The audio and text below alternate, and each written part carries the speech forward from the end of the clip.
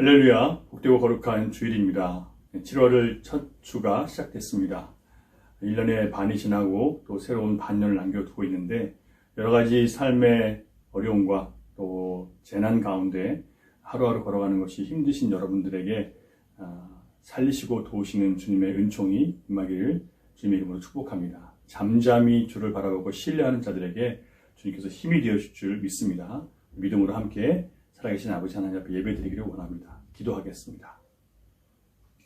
그러므로 이스라엘 자손에게 말하기를 나는 여호와라 너희를 내 백성으로 삼고 나는 너희의 하나님이 되리니 나는 애굽 사람의 무거운 짐 밑에서 너희를 빼낸 너희 하나님 여호와인 줄을 너희가 알지라. 아멘. 우리를 모든 죄악에서 건지시고 세상살이의 무거운 짐에서 자유케 하신 우리 주 아버지 하나님을 찬양합니다. 이 시간 하나님이 우리에게 모든 구원과 사랑과 은총과 자유를 주신 여호와이신 줄을 알고 고개 숙였사오니 우리 예배를 받아주시고 하늘에서 내려오는 평강으로 안식으로 기쁨으로 우리를 채워주시옵소서. 고난 가운데 있는 자들에게 소망을 주시고 슬픔 가운데 있는 자들에게 기쁨을 주시며 어려움과 낙심 가운데 있는 자들에게 살아야 할 소망과 살아야 될 이유를 다시 한번 부어 주시옵소서. 우리의 영이 진리 되신 예수 그리스도의 구원과 회복과 의롭게 하시는 사랑 가운데 충만하게 이 시간 먹고 힘을 얻도록 은총을 베풀어 주시옵소서. 믿사오며 예수님 이름으로 기원하옵나이다. 아멘. 우리 다 함께 찬송가 523장 함께 힘차게 찬양드리겠습니다.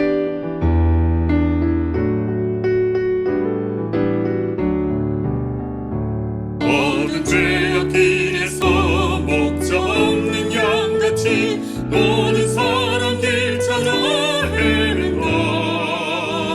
자비하신 하나님 독생자를 보내사 너를 지금 부르니 나오라. 이때라 주의 구원을 받을 때가 이때라. 지금 주께 나와 겸손하게 아뢰라. 구원함을 얻으리 험한 십자가 위에 달려 돌아가신 주 다시 살아나셨네. 기쁘다. 죄인 구원하실 때 어서 주께 나와 대신 인내 구하라. 이때라 주의 긍휼 받을 때가 이때라. 지금 주께 나와 겸손하게 아뢰라. 구원함을 얻으리 주의 귀한 말씀에 영원 생명 있나니 주님 너를 용서해 주신다. 주가 부르실 때에 힘과 정성 다하여 주의 은혜 받으라. 이때라 주의 긍휼 받을 때가 이때라. 지금 주께 나와 겸손하게 아뢰라. 구원함을 얻으리 이때라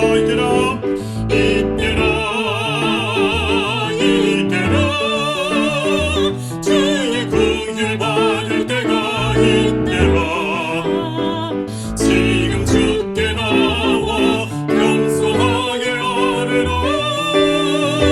구원함을 얻으리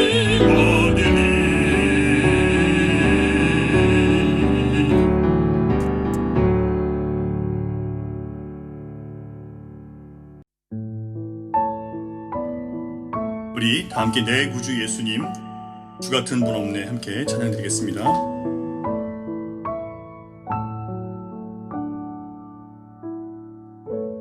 내 구주 예수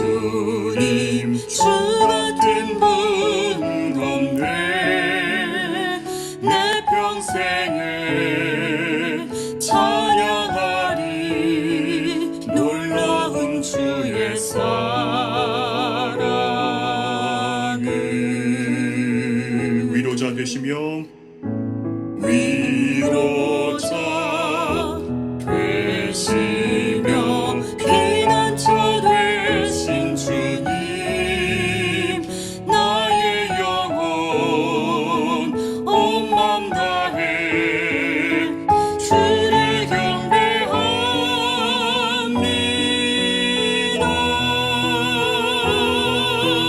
온 땅이여 주님께 외쳐라. 능력과 위엄의 왕 되신 주 산과 바다 소리쳐 주의 이름을 높이리. 주 행하니 기뻐 노래하며 영원히 주님을 사랑하리라. 신실하신 주의 약속 나 받았네. 다시 한번 내 구주 예수님 마음 고백을 담아서 함께 찬양 드리겠습니다.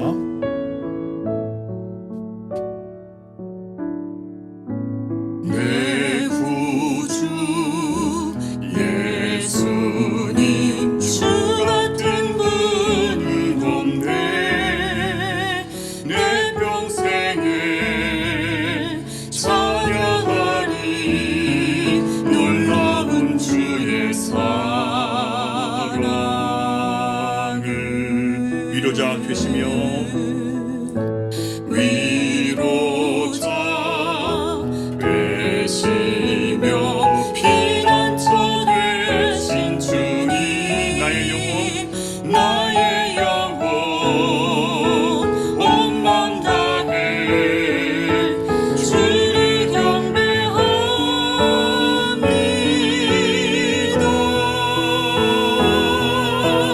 온 땅이여 주님께 외쳐라.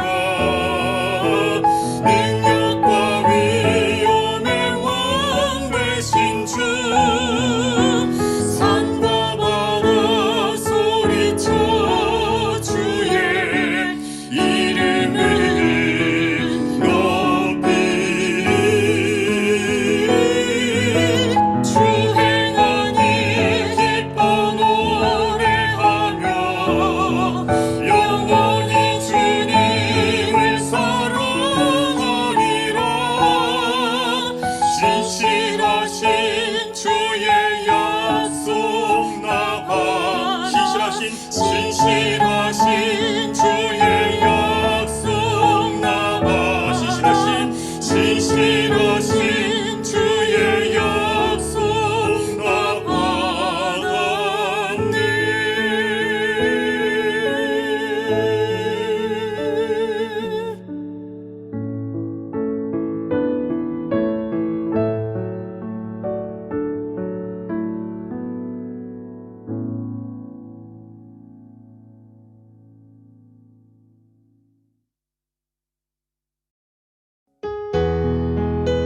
마지막으로 선한 능력으로 함께 찬양 드리겠습니다. 주님의 선한 힘에 힘입어서 주님 앞에 나아가기를 원합니다.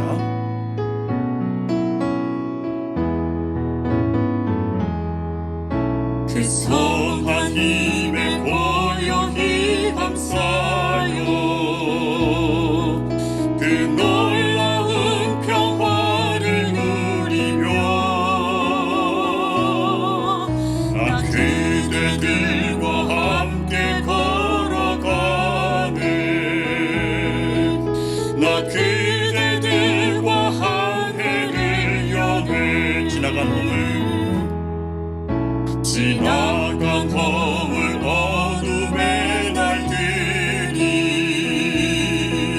무겁게 내 영혼 짓눌러도 오 주여 우리 외면치 마시고 약속의 구원을 이루소서. 그 선한 힘이 그 선한 힘이 우리 감싸시니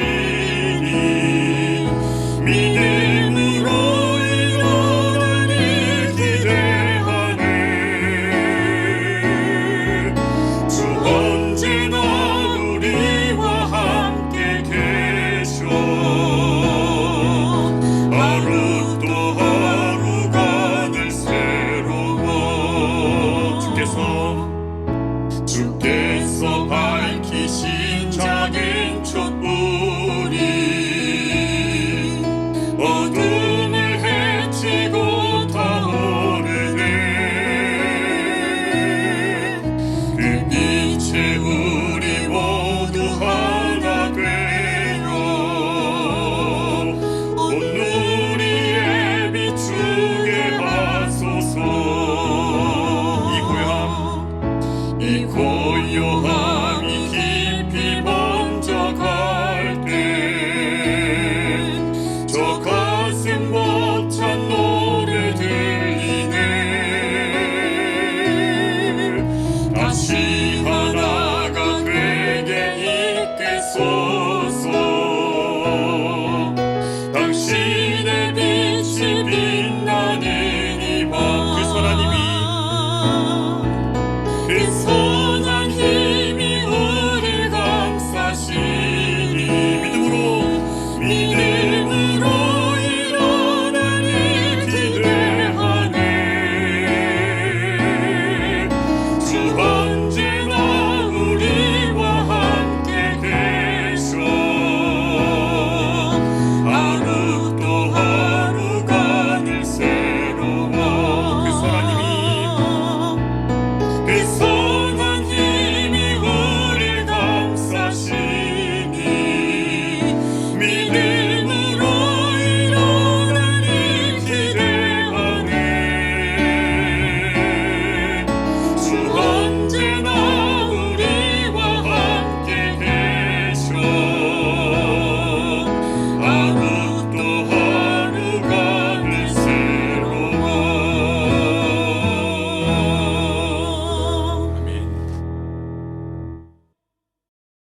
다 함께 사도신경으로 신앙 고백하겠습니다.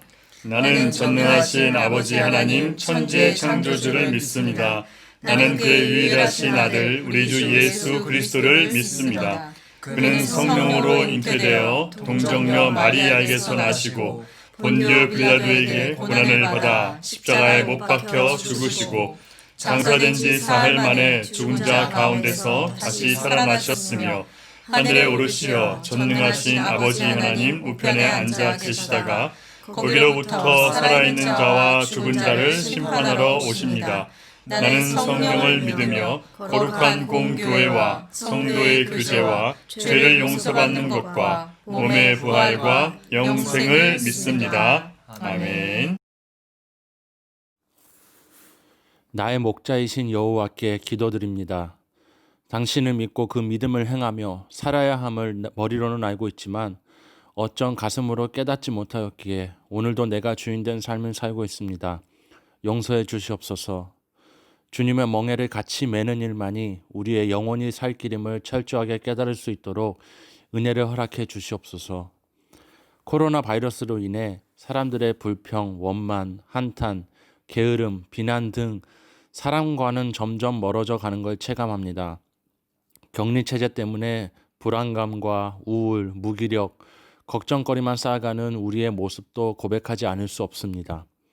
이 모든 상황 가운데 하나님의 뜻이 반드시 있음을 잊지 말고 매 순간 말씀으로 확인하며 입술로 고백할 수 있기를 갈망합니다. 열린 시온교회 공동체도 온라인으로 예배와 주중 모임을 해오고 있지만 합병 후 서로 열심히 알아가고 나눠오던 성도 간의 교제가 더디어질 수밖에 없는 상황입니다. 우리의 하나 되려는 마음을 다시금 회복하게 하시고 기도와 성령의 교통하심으로 마땅한 그리스도의 모습 또한 회복하도록 인도해 주시옵소서. 건강, 경제, 학업, 관계, 진로 등 우리를 압박해오는 문제들 앞에 믿는 사람으로서 어떻게 대처하고 결정해야 할지 정말 중요한 시기입니다. 하나님 앞에 철저히 우리 자아를 내려놓고 그 음성을 쫓으며 기도와 순종으로 세상을 살아가게 하시고 십자가 사랑을 우리의 유일한 복음으로 받아들일 수 있도록 은혜를 허락하여 주시옵소서. 감사합니다. 이 모든 상황 가운데서 우리에게 말씀을 주시고 예수님의 구속 사역으로 희망을 허락하신 하나님 아버지께 감사드립니다. 헌금, 헌물, 봉사, 나눔과 같은 여러 가지 모양으로 우리의 신앙 고백을 할 수 있도록 도와주시옵소서. 오늘 설교를 통하여서도 회개와 회복의 자리로 이끌림 받기를 간절히 원하며 이 모든 말씀 우리 주 예수 그리스도의 이름으로 기도드립니다. 아멘. 교회 소식 알려드리겠습니다. 앞에 있는 화면을 참조하시기 바랍니다. 오늘은 맥주 감사 주일입니다. 지난 반년을 돌아보면서 한 해 동안 지켜주시고 또 먹이시고 인도하신 하나님 앞에 감사하는 주간입니다. 감사함으로 드리는 이 예물은 어렵고 힘든 자들과 함께 나누며 주님의 사랑을 사랑으로 서로 섬기는 그런 의미가 있는 예물입니다. 맥주 감사 주일을 여러분 마음으로 지키시고 또 주변에 있는 사람들을 돌아볼 수 있는 그런 시간을 한 주간 동안 가지시기를 부탁드리겠습니다. 7월은 말씀 시리즈 변화라는 제목으로 말씀 시리즈를 이어가겠습니다. 주님이 명하신 변화의 요구와 그 뜻을 알고 새롭게 우리가 변화되어야 될 때입니다. 하나님께서 여러 가지 이 마지막 세대의 상황들 속에서 우리에게 어떤 변화를 요구하시는지 함께 찾아보면서 말씀을 통해서 깨닫고 또 새롭게 되는 그런 시간을 가지면 좋겠습니다.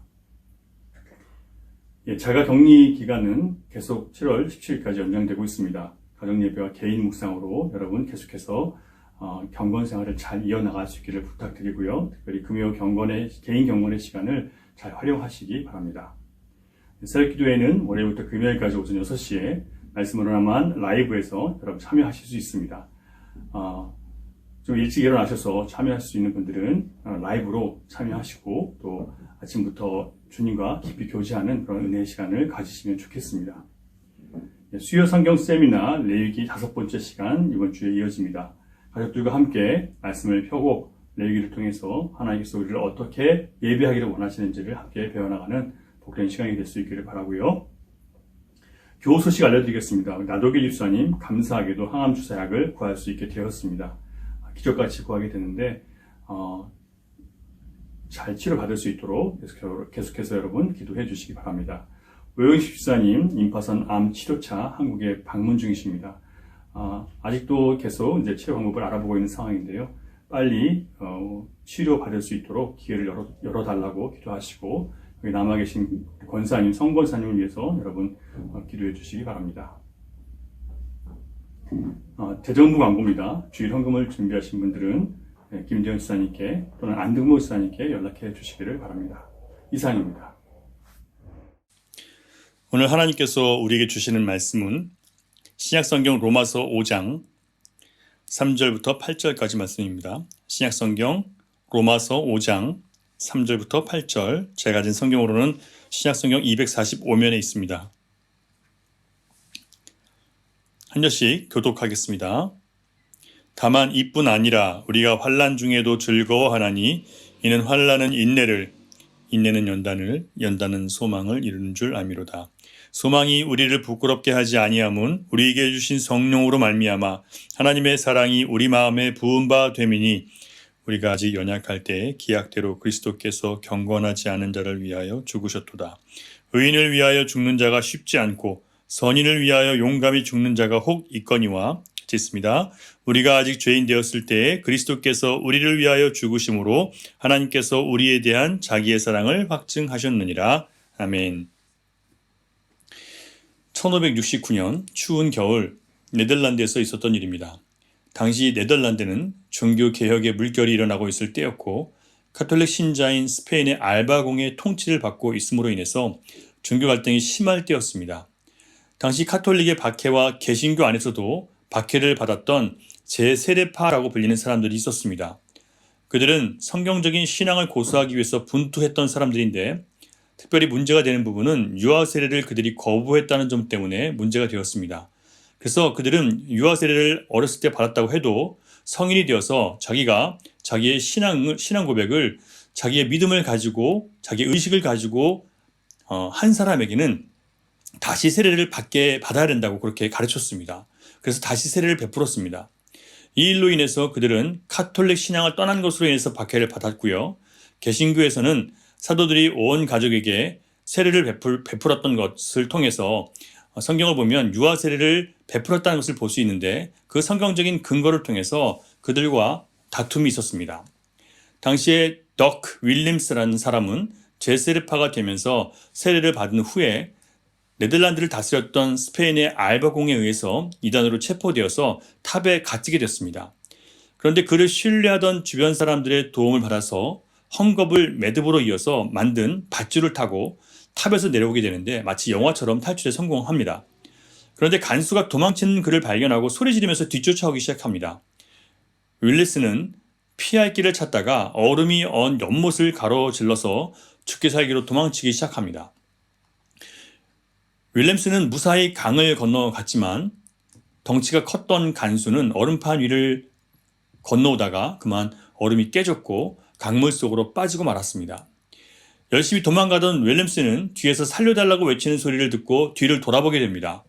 그런데 간수가 얼음 구덩이에 빠져서 허덕이고 있는 모습을 보았고 주변에는 그를 도울 만한 사람이 아무도 없었습니다. 덕 윌렘스는 잠시 갈등합니다. 그냥 두고 가면 자신은 살 수 있지만 간수는 물에 빠져서 죽을 것처럼 보였기 때문에 갈등을 합니다. 그러다가 그는 성경 말씀대로 살기로 다짐했기 때문에 그는 원수까지도 사랑하라는 예수님 말씀을 외면할 수가 없었습니다. 그래서 다시 돌아가서 그를 힘들게 건져서 살려냈습니다. 그런데 그 사랑을 실천한 대가가 무엇이었냐면 다시 감옥에 잡혀갔습니다. 얼마 후 그는 손발이 묶인 채로 화형대 위로 끌려가서 자신이 살려준 간수가 지켜보는 앞에서 순교당하고 맙니다. 만일 덕 윌림스가 예수님을 안 믿었다면 자기 목숨도 위태로운데 굳이 자기를 뒤쫓아오는 간수를 살리겠다고 갈등할 필요가 없었을 것입니다. 그가 갈등하지 않았다면 그는 화형을 당하지 않았을 것입니다. 다시 잡혀간 감옥에서 고문을 당하면서 자기가 목숨을 건져준 그 간수에게 배신감을 느꼈을 것이고 화가 났을 수도 있습니다. 우리가 볼 때는 그렇게 주님의 사랑을 실천했으면 큰 선물이라도 받아야 되는데 화형이 웬 말이냐고 생각할 수 있습니다.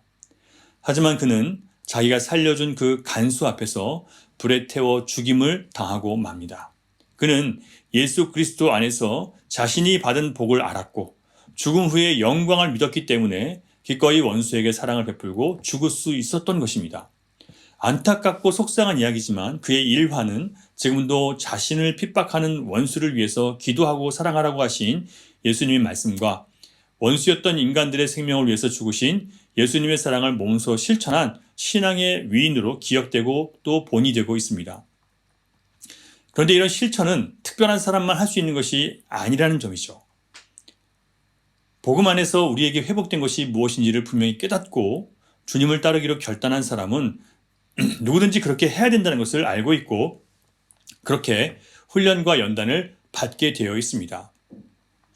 이처럼 예수 그리스도를 우리가 믿는다는 것은 말로만 믿는 게 아니라 우리의 삶에 영향을 미치고 생각과 판단과 세상을 보는 관점에도 반드시 변화를 일으키게 되어 있습니다.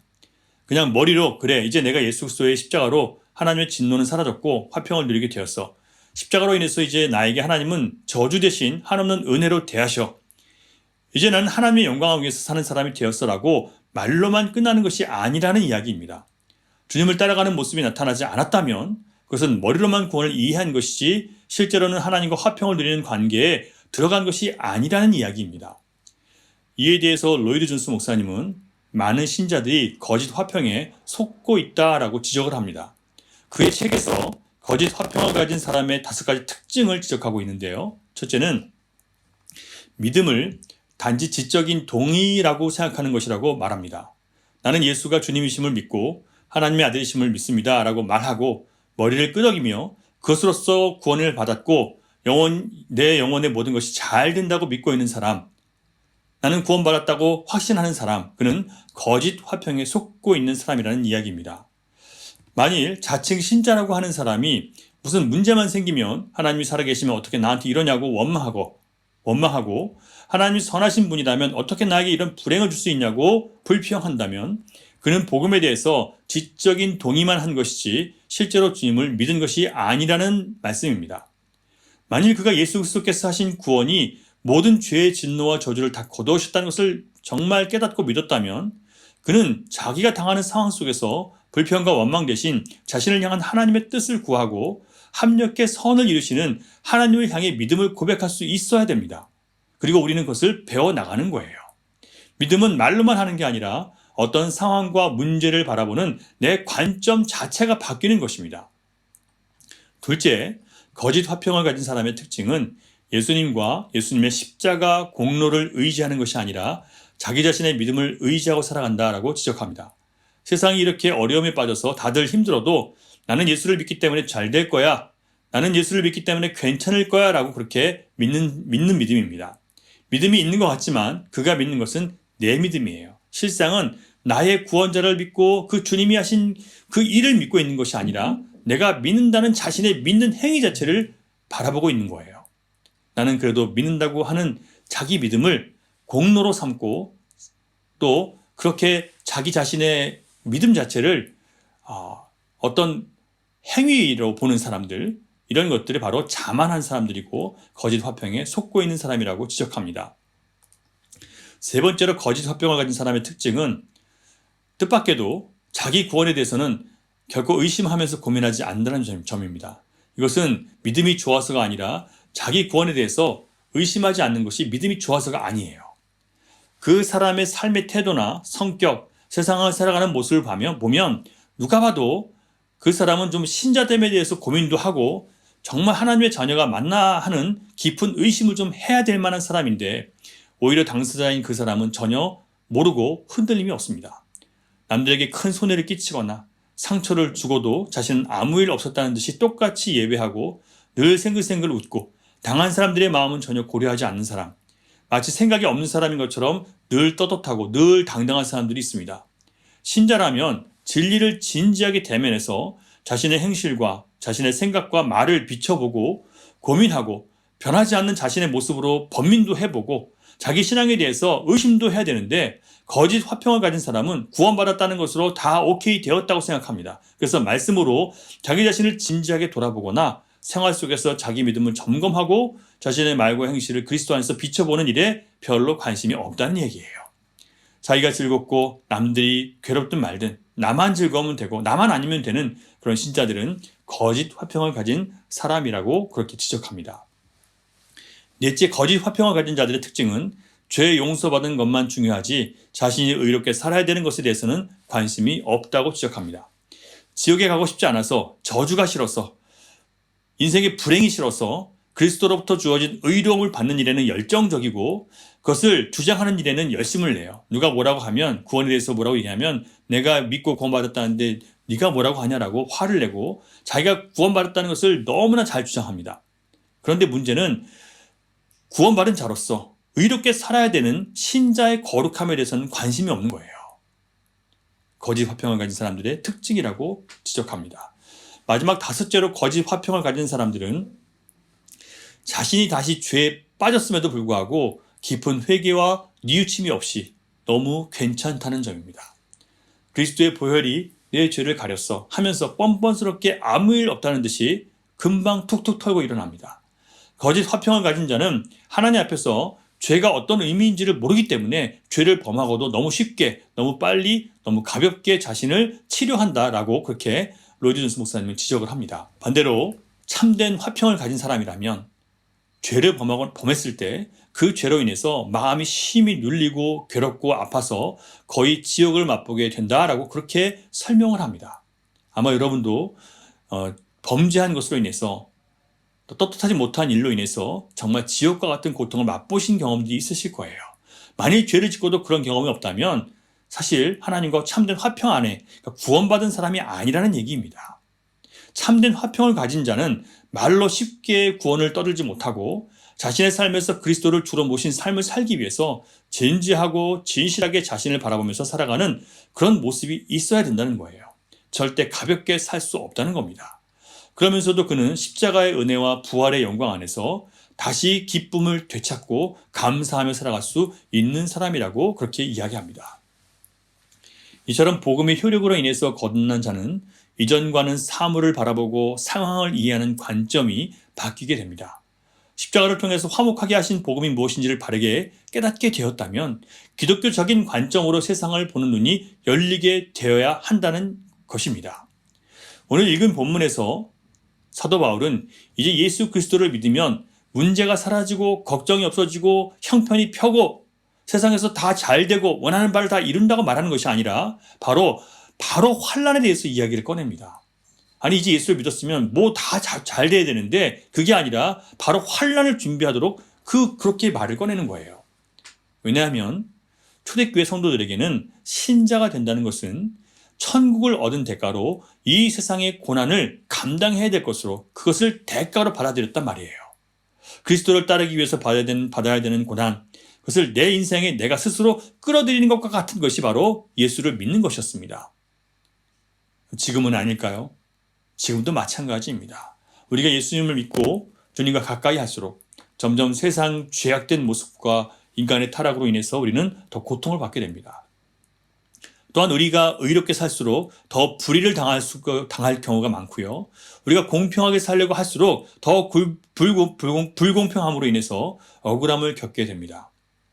우리가 가진 믿음의 가치관과 인본주의적인 세상 가치관이 너무나 다르기 때문에 진실한 신자는 점점 자신이 고립된다는 것과 외롭다는 것과 세상과 너무 가치관이 다르다는 것을 느낄 수밖에 없게 됩니다. 요즘 대부분의 세상 교육과 사회에서 사람들에게 주입하는 것은 세상에 절대적인 진리가 없고 각자 자기가 느끼는 것이 각자의 진리라고 가르칩니다. 성경이 가르치는 절대 진리를 주장하는 사람들은 고리타분한 사람, 근본주의자, 시대의 흐름에 역행하는 보수주의자라는 그런 꼬리표가 붙습니다. 시대가 이렇다 보니까 유럽에서는요, 공개적인 장소에서 복음을 전하면 신앙을 강요하는 것이라고 잡아갑니다. 동성애자들이 자신들의 인권을 주장하면서 온갖 추악한 모습으로 퍼레이드를 하고 동성애적인 가치를 사람들에게 받아들이도록 강요하고 학교에서는 어린 아이들에게 동성애 교육을 시키는 것은 자유인데 성경을 가르치거나 기도를 하면 또 그것을 가르치면 감옥에 갈 수 있습니다. 이렇게 미쳐 돌아가는 세상에서 기독교인이 된다는 것은 점점 큰 고통과 압박을 당하게 될 것입니다.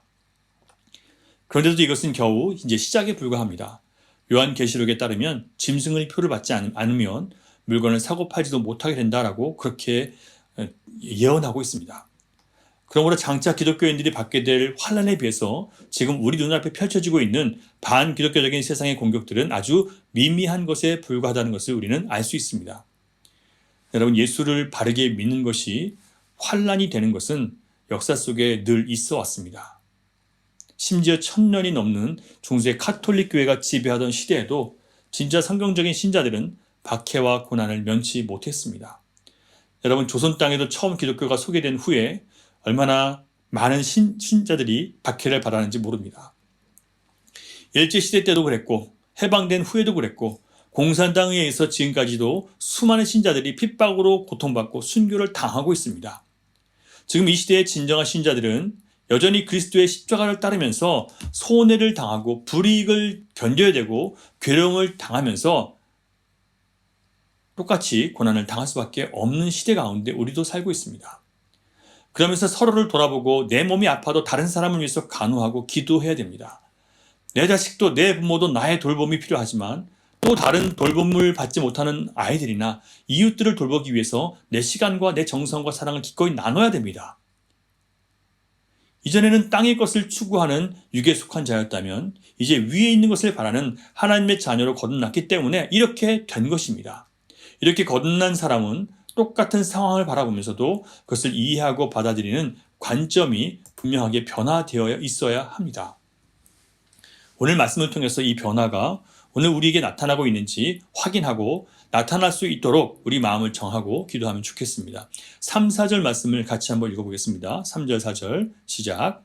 다만 이뿐 아니라 우리가 환난 중에도 즐거워하나니 이는 환난은 인내를, 인내는 연단을, 연단은 소망을 이루는 줄 알미로다. 아멘. 사도 바울은 신자들에게 환난 속에서도 그 상황을 바라보고 이해하는 관점이 180도 변화되어야 한다고 가르치고 있습니다. 신자는 환난 속에서 오히려 긍정적인 가치들을 발견하고 믿음으로 그것을 바라면서 잘 견디고 감당할 수 있게 된다는 것입니다. 세상에 환난 당하는 것을 좋아하는 사람은 아무도 없어요. 우리가 예수님을 알기 전에는 환난은 그냥 환난이었습니다. 그런데 예수 그리스도 안에서는 그 이상의 가치와 의미가 있다는 것을 우리는 발견할 수 있게 된 것입니다. 이것은 내가 성공하기 위해서 어려움을 당하고 가난도 겪어보고 참고 견뎌서 나중에 훌륭한 사람이 될 수 있다는 세상에서 들을 수 있는 그런 인생 성공 스토리가 아니에요. 그러니 잘 참고 견뎌라. 그런 결국 자신을 높이기 위해서 좀 참고 견디라는 그런 말씀이 아닙니다. 날 위해서가 아니라 주님 때문에 받아야 되는 편견, 주님 때문에 받아야 되는 불공평함, 주님 때문에 받아야 되는 따돌림과 무시와 조롱, 그 박해를 받으라는 이야기입니다. 그렇기 때문에 내 입장에서 볼 때는 내가 받아야 될 이유가 없이 받는 애매하고 부당한 고난처럼 느껴지는 거예요. 그러나 우리가 그리스도인이기 때문에 그 부당한 고난을 당하기 시작하면 우리는 십자가를 지신 예수님 안에서 함께 그 십자가를 지게 되는 것입니다. 물론 주님이 죄인인 우리를 위해서 지신 그 십자가와 우리가 예수님 안에서 지는 십자가는 그 무게와 효과와 영광이 하늘과 땅만큼 크게 다릅니다. 하지만 우리가 애매하고 부당한 고난을 당하든 지금처럼 코로나 바이러스로 인해서 온 세상이 당하는 재난을 당하든 주님이 마침내 선을 행하시기 위해서 허락하신 것으로 우리가 믿을 때 그 모든 재난과 환난은 우리로 하여금 주님을 체험하게 만들어 줄 수 있습니다. 그래서 예수님 때문에 하나님과 화평을 누리게 된 신자는 믿음으로 환난과 괴로움이 없는 것이 아니라 그것이 있지만 오히려 더해지지만 하나님의 선하심과 인자하심 안에서 환난과 고난이 다르게 해석이 되고 그래서 다른 기대감이 있게 된다는 것입니다. 그냥 내가 운이 나빠서 생긴 그런 괴로움이 아니라 그런 환난이 아니라 주님이 허락하신 환난이라고 우리의 관점을 돌릴 때 거기서 우리는 긍정적인 가치들을 발견할 수 있게 되는 거예요. 그 첫 번째가 환난 중에 즐거워하게 된다라고 선포하고 있습니다. 여기서 즐거워하다라는 단어보다 헬라어 원어를 보면요, 좀 더 수준 높은 그런 단어로 해석을 하는데요. 그 의미가 있는데 어떤 의미냐면 영광스러워하다라는 표현을 볼 수 있습니다. 그런데 헬라어의 영광스러워하다는 의미 안에는 그 일이 나에게 좋은 일이어서가 아니라 그 일이 좋은 일이든 나쁜 일이든 하나님이 나에게 허락하신 것이라면 영광스러워한다라는 그런 단서가 붙어있는 단어예요. 따라서 하나님이 우리 인생에 허락하시는 일에 좋고 행복한 일만 있는 것이 아니라 나쁜 일도 있을 수 있지만 그러나 주님을 믿고 따라가면서 당하는 환난이나 어려움은 다 영광스러운 일이라고 그렇게 해석할 수 있습니다. 그래서 즐거워할 수 있다는 얘기예요. 주님의 제자가 주님을 어디든지 따라갈 수 있다면 그것은 영광스러운 일입니다. 좋은 데만 함께 있다면 주님의 전부를 볼 수 없어요. 주님 가라고 하시면 어려운 곳에도 함께 찾아가는 사람이 더 영광스러운 주님의 능력을 볼 수 있고 그 상황 가운데서 더 크게 역사하시는 주님을 경험할 수 있게 됩니다. 그래서 더 즐거워할 수 있는 거예요. 예를 들면 오지에 계시는 선교사님들, 정말 외로운 곳에서 있으면서 하나님께서 정말 그들과 함께 하시고 하나님께서 많은 역사들을 일으키시는 것을 보는 선교사님들은 그냥 그런 것과 상관없이 그냥 편안한 생활을 하는 사람보다 훨씬 더 주님을 가까이 만날 수 있다는 거예요. 여러분, 신자와 불신자의 가장 큰 차이는 이 환난을 허락하신 것은 신자가 이 환난을 받아들일 때 이 환난을 허락하신 것은 진노와 저주가 아니라 이미 선물로 받은 그 화목을 우리가 더 잘 누리기 위한 실습이라고 받아들일 수 있어야 됩니다. 또는 이 고난이 하나님께서 허락하신 이 고난이 은혜 안에서 내가 얼마나 안정감을 누릴 수 있는지를 확인시켜 주시는 그런 경건의 연습으로 받을 수 있게 됩니다. 하나님의 선하심과 주님의 능하신 손길을 믿으니까 기대감이 있는 거예요. 그 기대감은 환난 중에도 그것을 영광스럽게 받아들일 수 있는 능력이 되고 긍정적인 가치로 그것을 변화시킬 수 있게 해줍니다. 둘째는 환난은 인내를 낳는다고 했습니다. 여기서 인내는 내가 그냥 꾹 참고 내 의지로 견디는 것이 아니라 주님이 어떤 분이신지를 알고 그 인내의 끝에 하나님이 하실 선한 일을 분명히 알고 있기 때문에, 그리고 그것을 믿기 때문에 믿음 안에서 견디는 거예요. 하나님을 아는 지식과 하나님을 아는 믿음 안에서 견디는 것이고, 또 거기에서 주어지는 그런 확신이에요. 그래서 상황 따라서 왔다 갔다 하지 않고 믿음의 자리를 굳게 끝까지 지킬 수 있는 것이 바로 환난 중에 낳는 인내입니다. 우리가 예수 그리스도 안에 있으면, 주님을 알게 된 사람이라면 환난 중에 오히려 우리는 더 주님을 가까이 만날 수 있고 더 자세히 알 수 있는 그런 시간들을 갖게 된다는 거예요. 인내하는 가운데. 계속해서 4절을 보면 인내는 연단을 낳는다라고 했습니다. 연단의 헬라어 도키메는요, 훈련을 통해서 단련이 되고 새롭게 만들어진 성격이라는 뜻의 단어입니다. 연단을 낳았다는 것은 그냥 연단이라는 단어를 낳았다는 게 아니라 훈련을 받아서 그 훈련을 통해서 연단된 사람으로 더 높은 인격으로 새롭게 만들어진 사람으로 그렇게 변화되었다는 뜻입니다.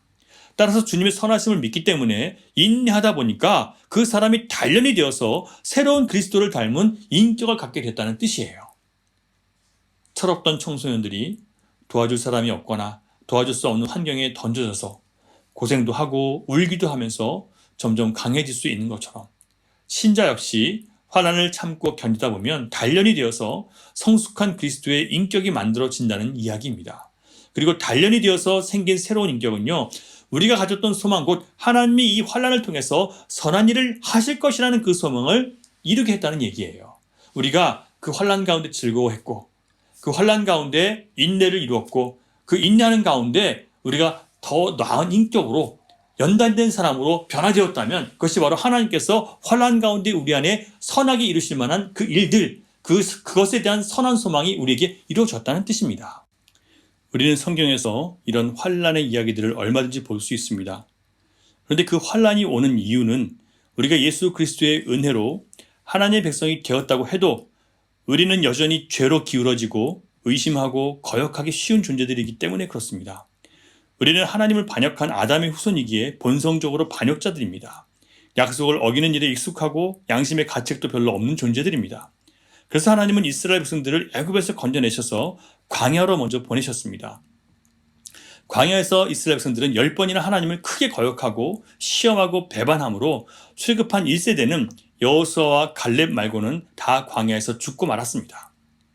광야의 환난을 통해서 하나님은 이스라엘 백성들을 버리신 것이 아니라 그 안에 있는 모든 반역과 죄악과 하나님의 약속에 대한 불신, 그리고 하나님이 그들을 인도하시는 방법에 대한 그들의 원망을 다 끊어버리게 하신 거예요.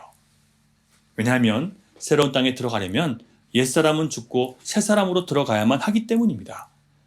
그래서 우리가 인생 가운데 당하는 모든 환난과 고통과 재앙은 우리가 얼마나 의의가 없고 망가진 존재인지를 깨닫게 하시는 하나님의 방편이고, 또한 그것을 통해서 하나님께 더욱 순종하는 법, 더욱 낮아져서 하나님 말씀에 귀를 기울일 수밖에 없도록 가르치시는 것입니다.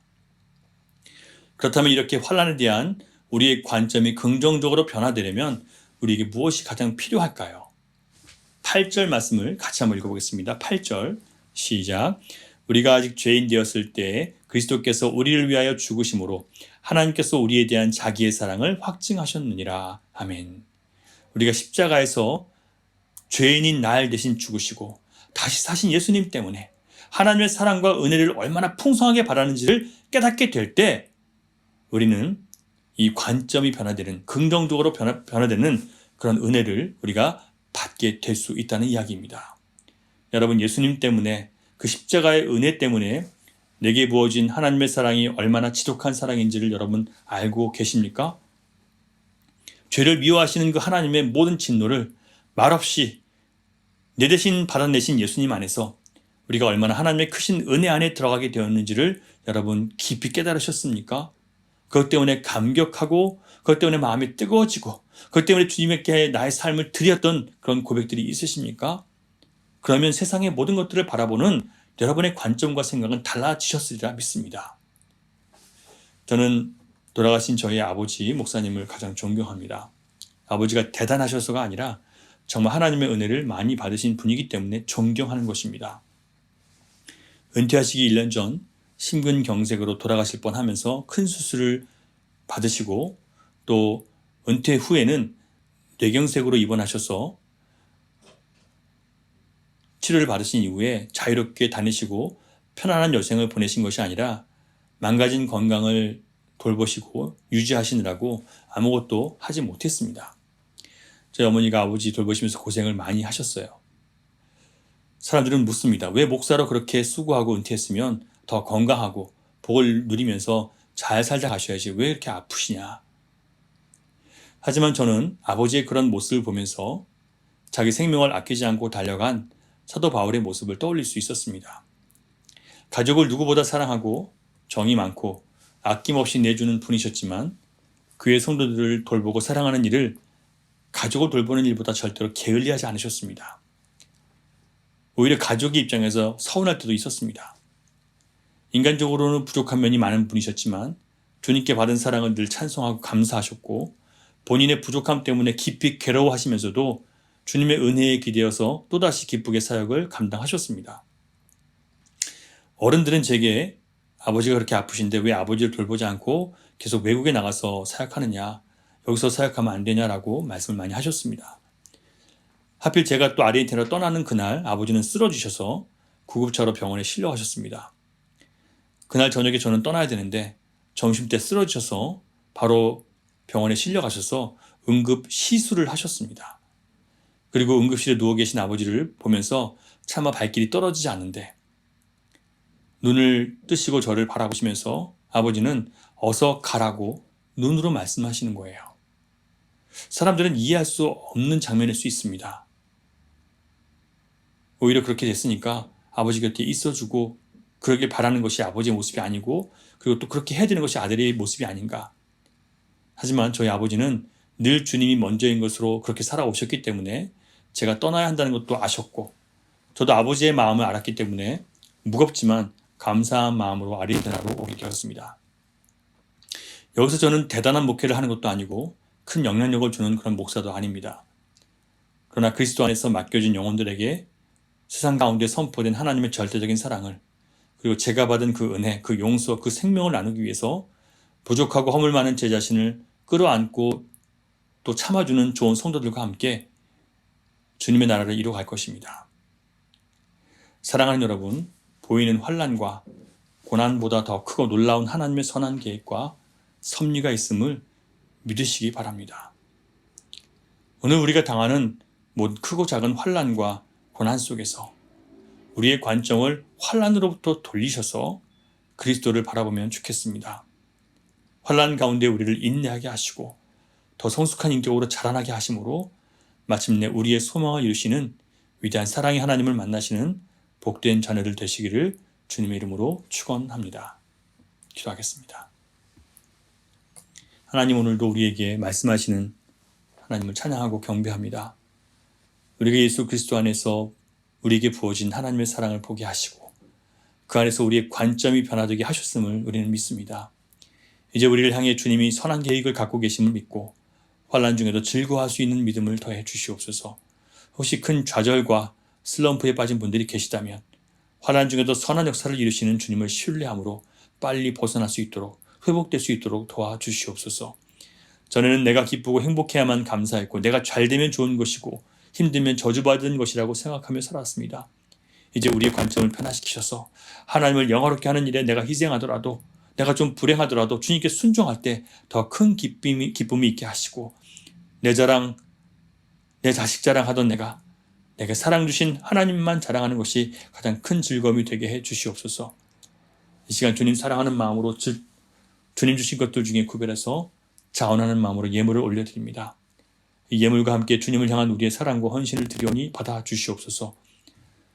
감사의 예물을 드리는 자마다 더욱 풍성한 감사가 넘치게 하시고 10분의 1을 구별하여 드린 자들에게 그들의 믿음을 받아주시고 세상 재물의 유혹으로부터 자유케 하시며 오직 하늘에만 소망을 두는 믿음을 갖게 해 주시옵소서.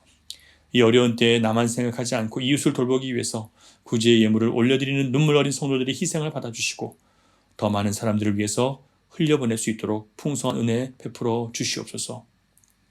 여러 가지 서원을 담아 기쁨으로 예물을 드리는 손길마다 더욱 하나님의 세밀한 은혜를 깨닫고 삶의 갖가지 염려와 불안에서 벗어나도록 은혜 베풀어 주시옵소서. 믿사함에 복되신 예수님의 이름으로 기도드립니다. 아멘. 우리 마지막으로 결단의 찬양 436장 찬송 드리겠습니다.